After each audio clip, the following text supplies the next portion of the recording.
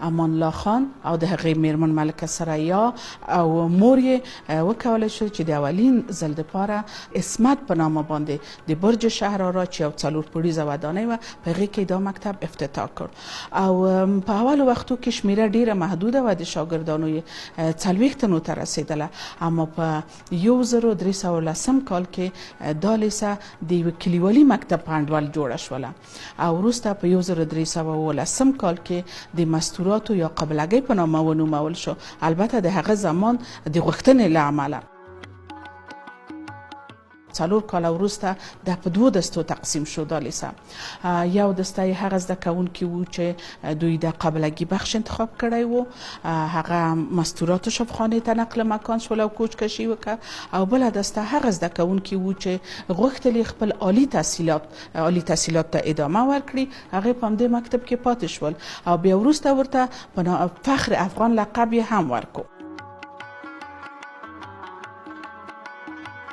په 1325 کال کې لومړني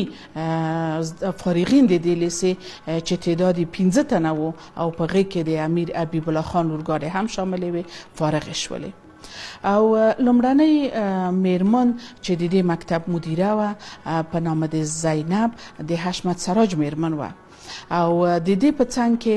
یو فرانسوي مدیره وه چې نوم یې مادام فرانسوا وه. دوی دواړو په هماهنګه او مشترکه توګه د مکتب اداري او تدریسي امورات مخکې وړل. په دې زمان کې په ملالۍ لیسه کې 3 خارجي ژبې تدریسېدلې چې هم انګلیسي وه، هم آلماني وه او هم فرانسوي وه، او شاګردانو په خورا زیار او علاقه‌مندۍ باندې دا ژبې انتخابولې او لوستلې. دا مکتب ډیزاین د پخوانه په همدغه رقم و. دا مکتب په خامه شکل جوړ شوی دی، اما ډیر کلک او ډیر ښایسته او د معارف په نقشه باندې جوړ شوی دی. دا مکتب یو ماننده نقشه لري او په 1380 کال کې د فرانسویانو د طرفه دا مکتب په ډیر ښکلي او ډیزاین سره فقط ترمیم شو او بازسازي شو. نوي څه شی نه دی پکې راغلي، ټول شیان د پخوانه موجود وو، وړکتون، نور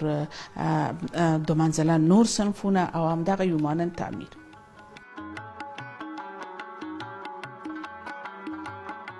د امان الله خان د سلطنت په دوره کې د نجونو د تعلیم په مورد ډیر تهدیدونه وو، اما امیر امان الله خان او دغه میرمن ملکه ثریا خورا زیار او زحمت ویست چې وکولای شي یو مکتب د نجونو په نامه مسما کی او د معارف په چوکاټ کې هغه مکتب خپل کار او فعالیت ادامه ورکړي. اما چون تهدیدونه او مخالفتونه زیات وو، بنان دغه مکتب د کلیوالي مکتب په چوکاټ کې جوړ کو او جون هم په خورا زیار او زحمت راتللی. حتی په دغه کتاب قصاریخ ملالۍ کې راغلی دی چې د 5م ټولګي نه شاګردانو به چادري په سر کوله. په ملالۍ لیسه کې تر 3م صنفه پورې په پښتو ژبه باندې تدریس کېدو شاګردانو ته. شادخت مریم په خپل د خاطراتو کتاب کې چې د قصاریخ ملالۍ په نامه یاد شوی دی، د شادخت مریم چې د ظاهر خان لور وه، هغه هم د دې مکتب څخه فارغه ده. هغه داسې قصه کوي، وایي چې تر 3م صنفه موږ په پښتو ژبه باندې درس ویلو او دغه دري ژبه صرف یو مضمون و، نو د ما به داسې پښتو ژبه وایزده وه چې دغه د لمانځه نیت به مې هم په پښتو کولو